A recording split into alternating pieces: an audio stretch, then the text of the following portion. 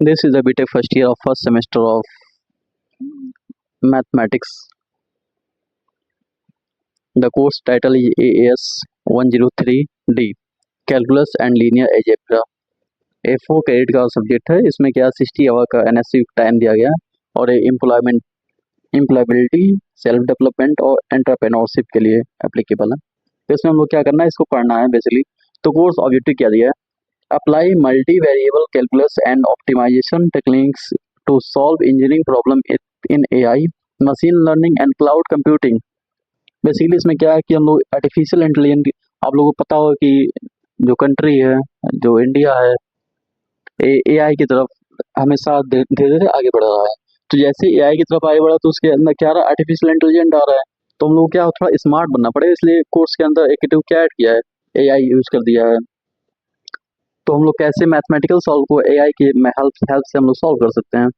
तो सेकंड क्या है, apply multi integrates integral to analyze multidimensional data, probability distribution and image processing application, use vector calculus concept to solve problem in robotics, computer graphs, AI and engineering simulation, apply matrix algebra and numeric method to solve computational problem to machine learning, graphics and data analyzing, understanding vector space and apply them to data representative signal processing, dimensionality reduce and data comparison. ठीक है, now proceed from. Again, we can say that there are 5 units in all the subject like mathematics, physics, chemistry, any subject. We have only 5 units, and all the weightage are same, like 20%, 20%, 20%, 20%, and again 20%. Now proceed from unit one. The unit one is calculus. Introduction of limit, continuity, and differentiability of function of two variable. इसमें दो variable क्या है, दो variable का हम लोग को limit निकालना है, कंटिन्यूटी निकालना है, उसके बारे में पढ़ना है। पार्शियल डेरिवेशन दिया है, कंपोजिट फंक्शन, टोटल डेरिवेटिव या फिर Euler theorem for homogeneous function, change of variable expansion for function of two variable, Jacobian property of Jacobian without proof. Again this is very important, यदि proof नहीं दिया तो थोड़ा छोटा हो जाता है। रिजल्ट को देख के हम लोग याद करते हैं। Maxima minima for a function of several variable, Lagrange's method of multiplier. Again this is very important, Lagrange's method. इसमें इसमें एप्लीकेशन भी दिया है, जैसे AI model optimization. AI model से इसको हम लोग कैसे यूज करते हैं, क्लाउड कंप्यूटिंग परफॉर्मेंस क्या होता है, डाटा प्रोसेसिंग सिस्टम क्या होता है, मशीन लर्निंग को कैसे काम करता है, या फिर न्यूरल नेटवर्क टर्निंग क्या होता है, resource allocation problem. There are many things in this. Now proceed from second unit, multiple integral. Again we can say that there are many integral like single integral, second integral, third integral, multi integral। इसमें अलग अलग integral use किया जाएगा। Integral which mean integration, जैसे evolution of double and triple integral, change of order of integration, change of variable या फिर double integration, beta and gamma function, property of beta and gamma function, Dirichlet integral. Dirichlet पहले भी आता था, again एक question 7 number का आता है इसमें। Application of double integral and triple integral to find area और वैल्यू। अगेन इसका एप्लीकेशन बहुत अच्छा होता है, और ट्रिपल इंटीग्रल या फिर डबल इंटीग्रल यूज करके हम लोग एरिया एंड वैल्यू निकाल सकते हैं बहुत आसानी से, उसमें कोई दिक्कत नहीं होता है। एप्लीकेशन क्या है, इमेज प्रोसेसिंग या डाटा डेंसिटी स्टिमुलेशन या फिर एआई प्रोबेबिलिटी डिस्ट्रीब्यूशन, हम लोग इसका यूज करके इसको देख सकते हैं।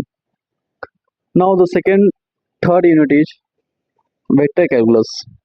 अब वेक्टर कैलकुलस में क्या क्या है, पहला क्या है, इस scalar point function, vector point function, gradient of scalar field, directional diversion and curl of a vector function and their application of solenoidal and in rotational vector respectively, integration of vector, Stokes theorem and Gauss divergence theorem without proof।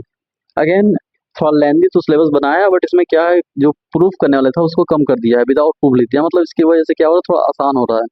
और इसका application क्या क्या हुआ, AI heat mapping, मतलब हम लोग heat से map बना सकते हैं, बेसिकली कितने, जैसे देखा है तो एक रूम में 5 लोग हैं, तो उससे एनालाइज करके हम लोग पता कर सकते हैं कि 5 लोग हैं तो उसमें कितने लोग कैसे यूज हो रहा है, उसका मैपिंग करते हैं। रोबोटिक्स पाथ प्लानिंग, एक रोबोट कैसे काम करेगा उसको हम लोग यूज करते हैं, ये सब पढ़ने के बाद। Computing graph of vector field, computer graphic कैसे हम लोग बना सकते हैं, अलग अलग चीजें। Again chapter 4 unit 4 is matrix.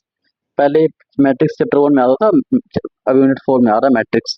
तो इसमें क्या है, introduction of matrix, complex matrix, हेमनेटिक्स, skew Hermitian and unitary matrix, elementary transformation, inverse of E transformation, rank of matrix या फिर इलेशन form, solution of system of linear equation by direct method, Gauss eliminate method and iterative method, Gauss slided method, eigenvector, eigenvalue, similarity transformation, diagonalization and stability interpolation.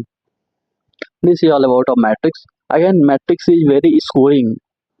If you can do matrix, then you can get maximum marks in matrix, because in matrix the number cannot reduce. Again बहुत अच्छा भी होता है और बहुत लंबा भी इसको लिख सकते हैं, कोई दिक्कत नहीं होता है। इसमें अलग अलग एप्लीकेशन क्या पढ़ना है, error detection of cooperation code, computer graphics, radiation, loop current, analyze principal component analyze, जिसको बोलते हैं PCA, page synchronization system. Again we can proceed from unit 5 of this mathematics, introduction of vector space. इसमें क्या पढ़ना है, definition of field, introduction of vector space, basics property and vector space, subspace, linear dependent and independent of vector, basis of dimension. इसका application क्या क्या है, engineering, data mapping, modelling and comprehension, signal representation and processing, noise reduction using vector space concept.